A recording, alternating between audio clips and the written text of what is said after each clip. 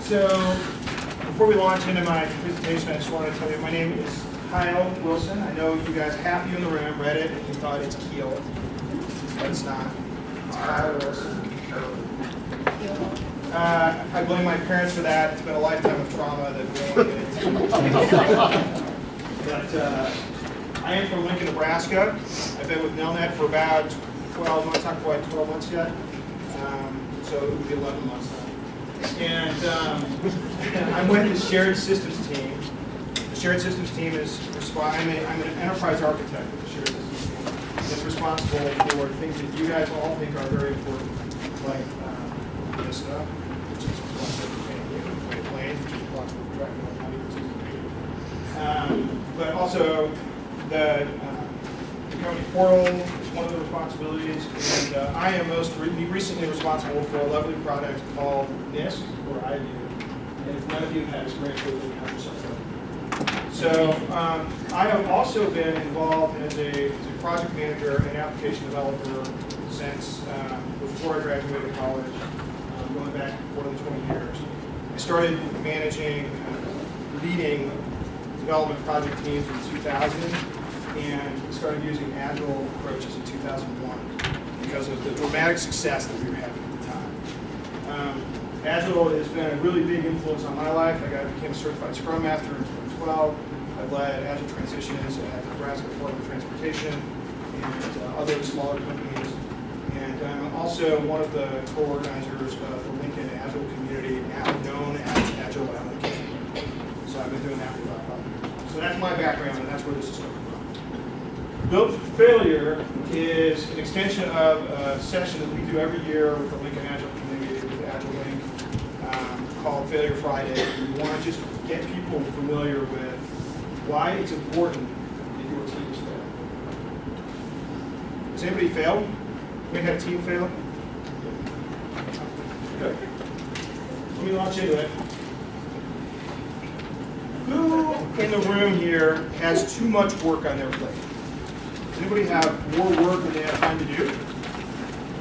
You guys, I've got some jobs for you. The problem with that is that it tends to get us focused on just quick, get it done. Get it done, get it done. There's always this avalanche of new stuff coming in on us. And we can't ever really focus on how to do better. So the key to doing better is, of course, to innovate. It's to change. But if that avalanche is on top of us, we're struggling. That change can only happen if your team feels safe to change. If your team feels safe to innovate. So how we address failure becomes pretty important.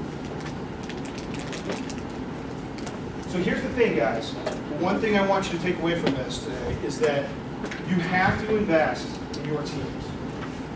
You have to invest in them to make them feel safe to innovate. They have to feel safe to change.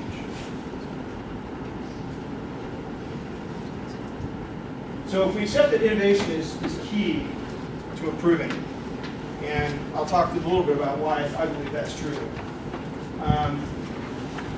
We've got to think about how we can create a space for improvement. Meetings and projects, maintenance and documentation, they're always upon us. Has anybody's workload decreased recently? Unless you've been fired. It's probably not going to decrease very much. We're asked to do more with less all the time. And in our area, in the shared systems area in particular, company growth has really multiplied the work that's been placed upon us. Has anybody else had that experience here? The addition of Great Lakes hasn't caused anybody else any headaches? Okay. So, this company isn't going to stop growing anytime soon. At least not according to our leadership. So, that's a problem that we've got to deal with moving forward.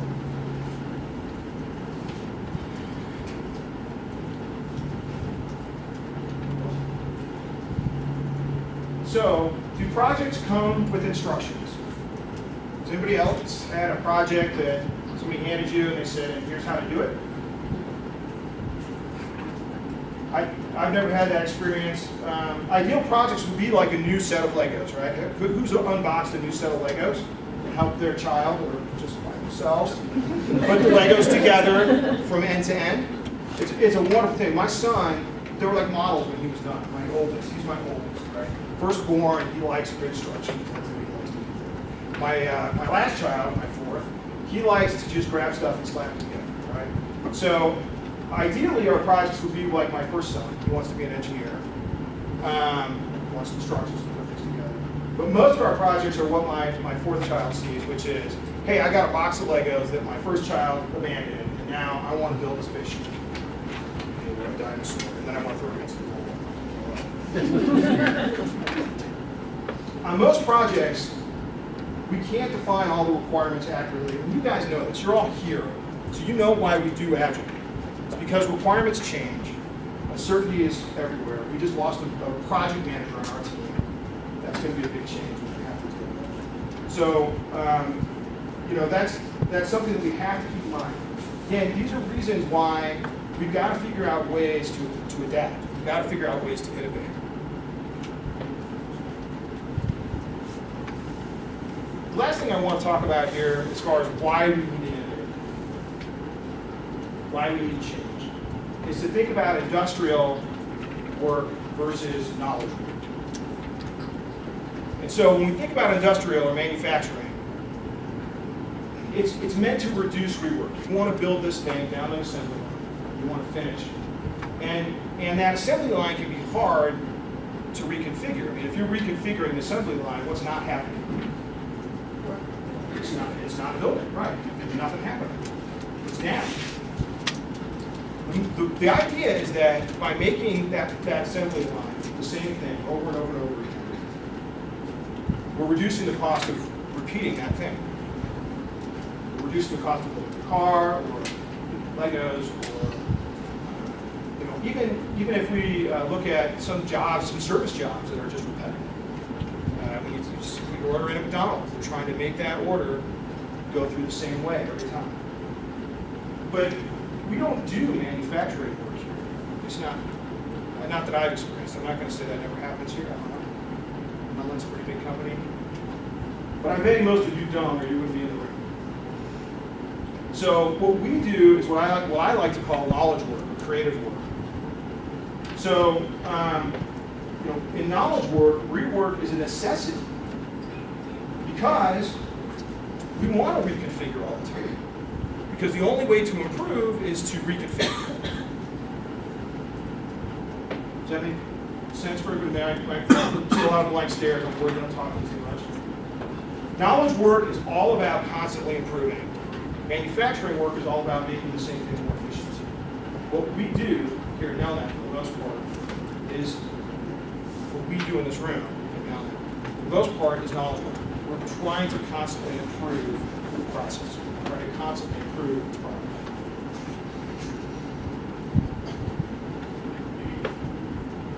So safe environments are required for innovation. As we talked about earlier, with that avalanche of work coming on us, a mistake can be costly because your timeline is short, there's people barking at you all the time. Unless we intentionally create space, we won't improve, we won't change. We'll continue to work through the same thing over and over again. Because all we can think, and look, I'm king of this. For the last couple of months, I've been supporting a system that really I can't come in today if there's not a series of tickets for the system. So it's hard to improve the processes that are around this system because I'm so busy putting Band-Aids on the problems. So when we talk about creating safe environments, I want to start with something. We're going to do a basic math lesson. How many of you have taken high school geometry? So this should be pretty simple, right? It's going to be pretty simple. Everybody's at it. What's that? So, look, if we've all had high school geometry, we ought to know the Pythagorean. Who knows? Raise your hand. Who knows what the Pythagorean theorem is? Right, used to know. So some of you, I know, some of you think you know what the Pythagorean theorem is, but you were afraid to raise your hand. Who was that? Why were you afraid? Don't remember. What were you afraid of? Being wrong. Being wrong. Why? Because we would have pointed. All these smarty pants people. Yes. That's the Pythagorean theorem. Yeah, I knew that one. I will fess up, guys. Before I looked it up, I didn't remember. I was pretty sure. So I did. So I just want to point out that there are several things that happen when we did that exercise that can create an unsafe environment, and we'll talk about that here in just a second. Oh wait, no, I want to talk about that now. I'm sorry. So I was editing this presentation right before I came. Just so things that I did. What was one of the first things I did when I started to ask that question? Who knows?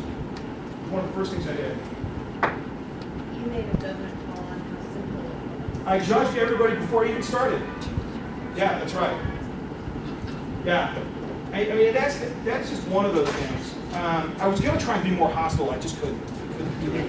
But you know, just the way that we approach our people can make a big difference in how they feel about providing answers, about taking risks. So we're going to break into small groups. Now I passed around these little slips. I don't know if I have enough for everyone. I think I do, but if you need one, let me know. Otherwise, just share with a teammate. There's nothing critical on these. They're right there. I laid them on the tables. So when I say I passed them around, I went to each table to be clear about my instructions, and I dropped some on your table. You need to pass them around.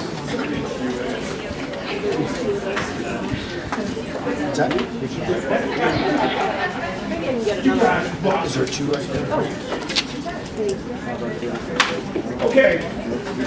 Hey, before you get started, here's what I want to have happen. First of all, listen.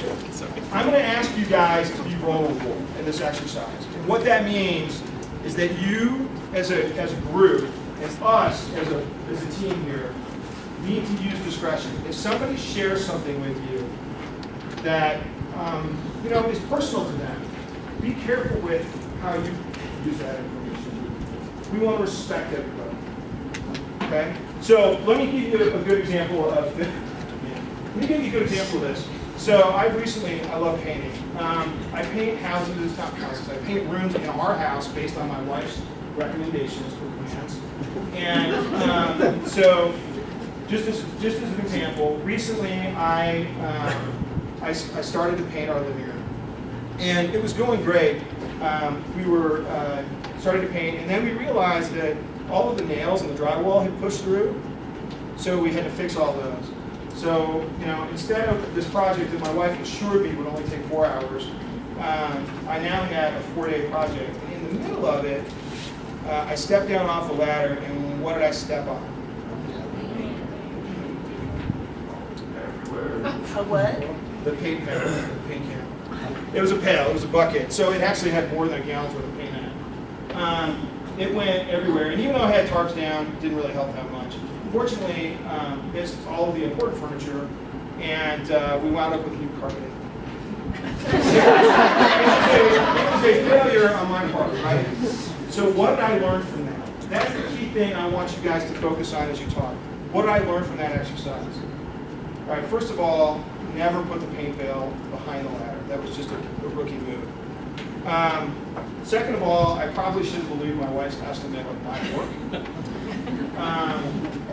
Third of all, I think the thing I learned is that I never want to paint again. But I won't have that opportunity. But look, whenever we go through this stuff, we need to take lessons away. So what I want you guys to do is break into small groups. I'm thinking like 3 to 5. It's a pretty big room. And then I want you to share, I want each of you to share a failure you've had recently. It can be something at home like that, or it can be something at work.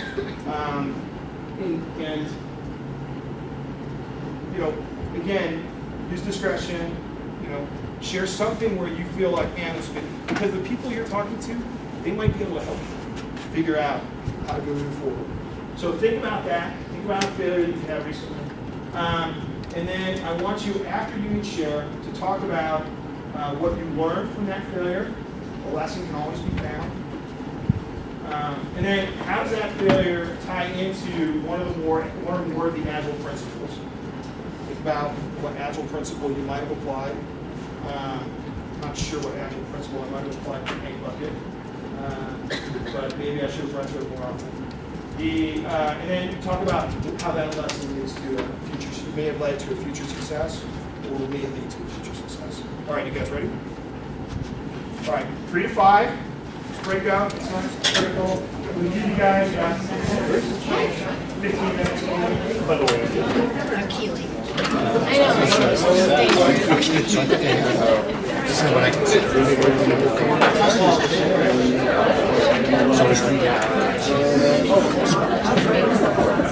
it's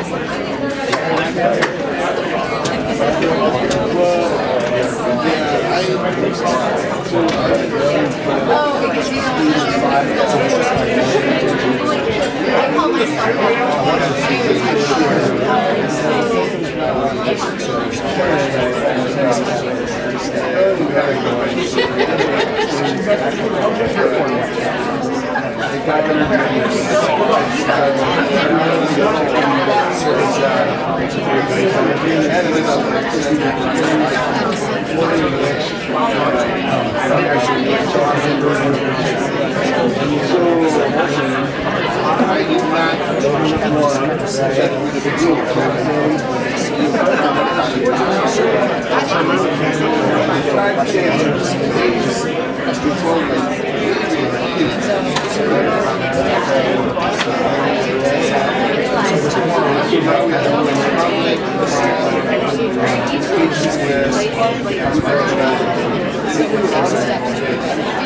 Did you go back?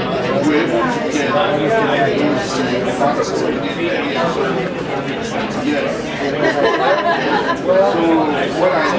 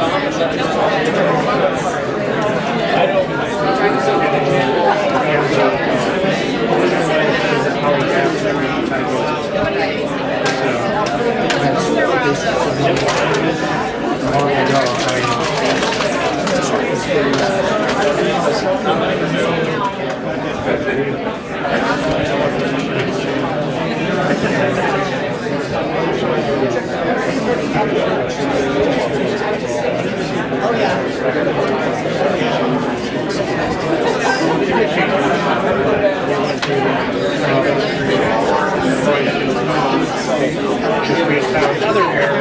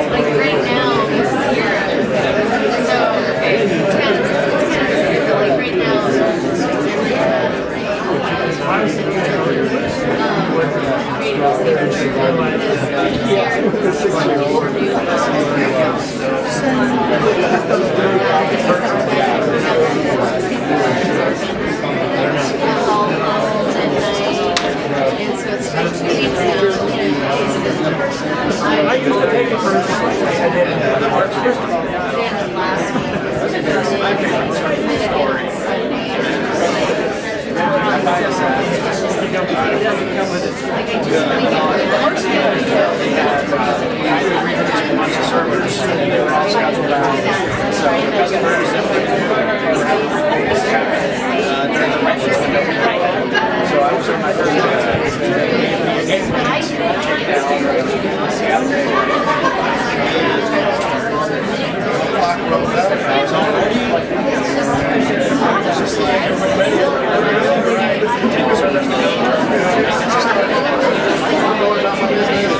servers and everything. And then they start hearing something going on at such and such. Just keep going, keep going. And then they finally tracked me down and they said, hey, wait, you're tired. And I was just like, well, it's are you sure about that? Yeah. SYR. That's not Seattle. That's oh, so. Luckily it was middle of the night, but it was still a wet outage. I took the entire customer base off of that one gateway, which is thousands of customers. Took them offline, but they didn't have all the servers and everything, you know, they went from that long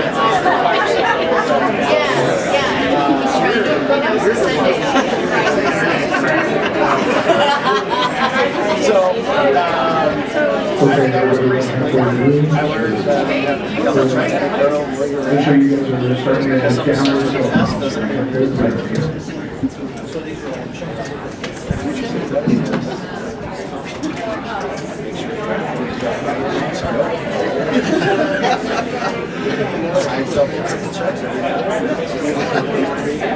just talking to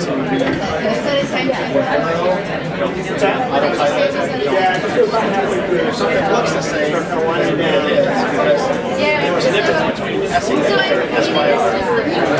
And I was just glancing and I was like, yes, okay, cool. And then they said, well, you know, every single person that had ever started has done that at one point. It still gets very frustrating. It's like that, And something like that never happened again.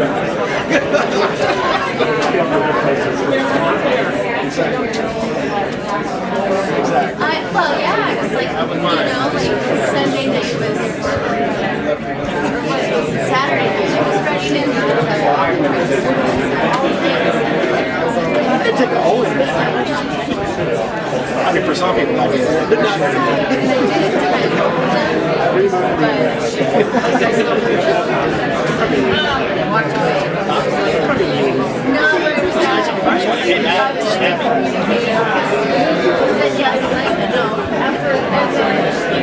It was Sunday and I was over here, you know, you know what I hate is when they make these little things for identity.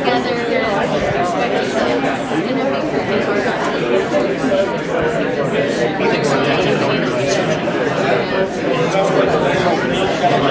You have to write upside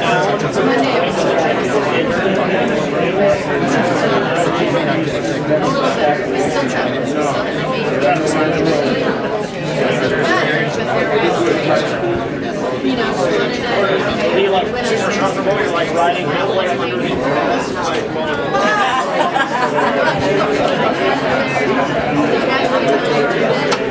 oh, there's where all my chalk went. Oh my, that's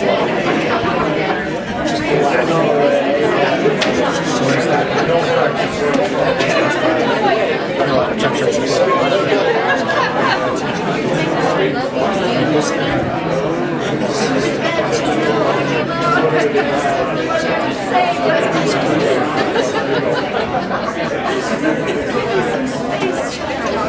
No, sometimes you are.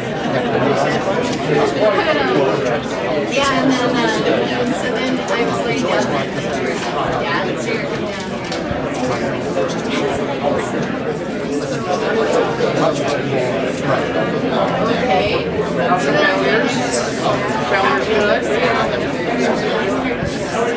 So I learned my lesson. and then I took her upstairs. Talk a little longer, or you want to wrap it up? She was sad. I wanted to give her a hug. She was sad. She was staying. Dad came in, and then Dad was able to A couple minutes. So we'll do that. Like she wanted me to do it this way. I couldn't want to do it. But then Dad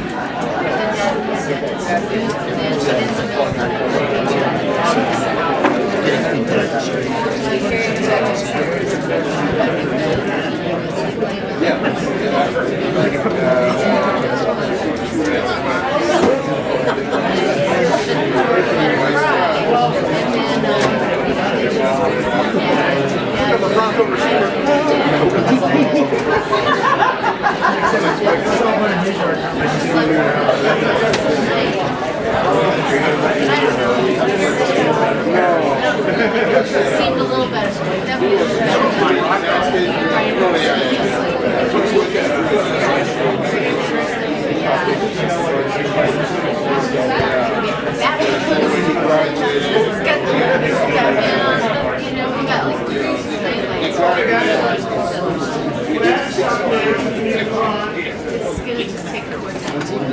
I have to stop you now. We need to move on. I'm sorry. So, thinking about the discussion that you guys have just had, and of course, keeping discretion in mind, who has a lesson that they'd like to share that they heard someone else or that they learned as part of their sharing process? Who has a lesson they'd like to share? We'll only point my No, we won't point and laugh at all. Oh, that's fine. We actually went to, we had 4 problems that were all landscape or sprinkler related, which was I. Really? All right, so one of them, I was trying to unscrew a threaded piece, and it turned out it was a 90-degree coupling that was broken. There's no way it ever did. We should have done a spike on that. Go through and turn the sprinkler, and it was very empirical to go through. That's the only way to aim it. That was another person. So that kind of went slipped from sprint to different things. Maybe Yeah. it's Kanban. A root feeder was put in that happened to hit another line that was under thing. Total fluke.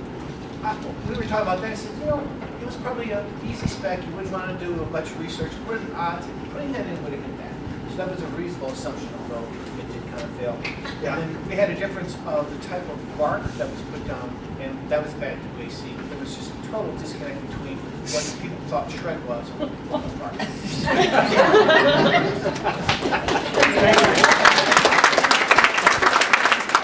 Who else has something they'd like to share with the group?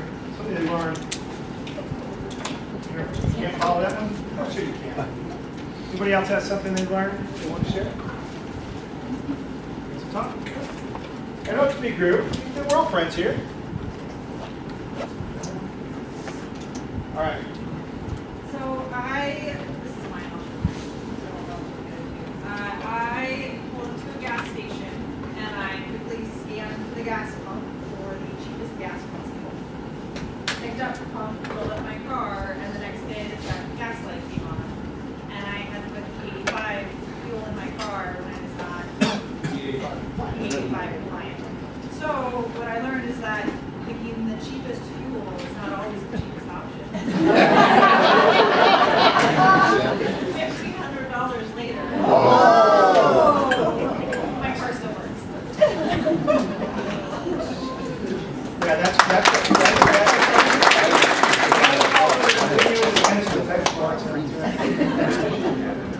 So guys, the biggest reason I wanted to do this is that I wanted to show you, did anybody, let me ask this, did anyone feel uncomfortable sharing with their group? Did anyone feel uncomfortable sharing with this group? What's that? With this group you did? Well, what I want to show you guys is the kind of the difference between that approach that I took. So what are some of the things that I did differently in those two approaches? First of all, I encourage you to share. I gave you a set of clear instructions on how to share. I broke you into small groups so nobody didn't stand up on their own. Nobody didn't stand up on their own in front of everybody and say something. when you go through an exercise like this, these small teams, that vulnerability can be tough. So you have to set the environment up right so that people feel comfortable sharing. As we saw, people felt much comfortable sharing in that small group than they did in the big, huge group. Okay, so let me move on. One comment. Yep. I think one other important thing that you didn't mention is you shared one of your own pictures. I did. I led by example. I forgot about that. Thank you for reminding me. I'll tell you on the back later. Let's see. Okay. Let's get the slide.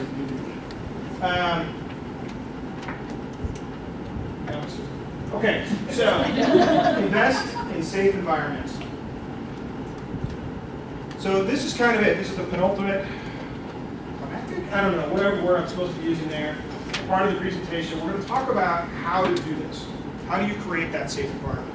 I want to start out just with a quick, who is familiar with Maslow's hierarchy of needs? All right, for those of you unfamiliar, I'm going to do a quick overview. I'm going to get it wrong, so somebody can correct me if they want to. But basically, it's a hierarchy of human needs that starts with very basic elements, like food and safety, and then it moves on to more complex psychological needs, the needing to belong as part of a group, and the needing for a sense of purpose. And then at the top of the Maslow pyramid is the self-fulfillment needs. These are things that kind of go beyond. Once you have the lower needs satisfied, you can target that higher. Now, if you think about your team, when I talk about safe environments, am I talking about safety from violence? Most of us have an environment at work that is safe from violence. We have food. I'll get up the back here, by the way. I'm sure that Joy can. So psychological safety. Now we start to get into some things at work. The needing to belong. So, for example, the other day in a meeting with one of my teammates, he was making a comment. We were in a daily stand-up, and he said something broke, and I said to him, "Everything you touch breaks." And later on during the day, he came to me and he said, "Look, I didn't like it when you said that." And I thought, man, I didn't realize it, but I kind of violated his trust there. I made him feel like he's on the outside. But we also then start to deal at the end of this with those self-fulfillment needs. And anybody who's worked in an Agile team knows that you actually achieve more together than you do apart, do as individuals. So we'll talk about that. If you go through this, keep that in mind. I'm really in those upper two levels. I'm not talking about safe environments as like, I need food. Although I could use some food. So let's start with focus. When you set up your environment to be safe, we want to start with focusing your team. So it may be a little tough to read from back there, but when we talk about focusing the team, we're talking about prioritizing work for them. We're talking about limiting interruptions, limiting work in progress. Those of you familiar with Kanban kind of know that. And ultimately, the instructions you give to your team, if you're a Scrum Master or a manager, or just a leader on a project, the instructions need to have a sense of purpose to them. Because if you appear to be giving instructions just randomly, if it appears that you are flailing, or that you're just responding to whatever the latest thing is, your team will lose motivation very quickly. They want to be focused. They want to know that they're driving towards something that has purpose. So how can we prioritize work? You guys, a lot of you are familiar with this. What are some ways we prioritize work? Kanban? Everybody used a Kanban board here. Has anybody used a board to prioritize work that's being done? And that's just a real basic one. We have to work inside of our groups, with our managers, to prioritize the work that our teams are getting. We have to limit the interruptions, because those interruptions can be difficult, as I found the last couple of weeks. It's tough to get anything done, anything accomplished when you're constantly being interrupted. So, before I move on, first and foremost, provide focus for your team. Second, collaborate. Who's used pairing to help? Who's used pairing either in programming or and other exercises. Our shared systems team, this is one of the things we're doing right now.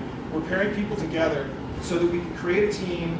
Instead of having a team of individual experts, we're creating a cross-functional team where there are experts, but they can get help from somebody else. The only way to do this, the only way to make this happen on our team is to pair people together. They need to learn from each other. Take a team approach and give the team responsibilities. If a piece of work isn't done in your queue, it's your team's fault. It's not the individual's fault. So you've got to address it then as it's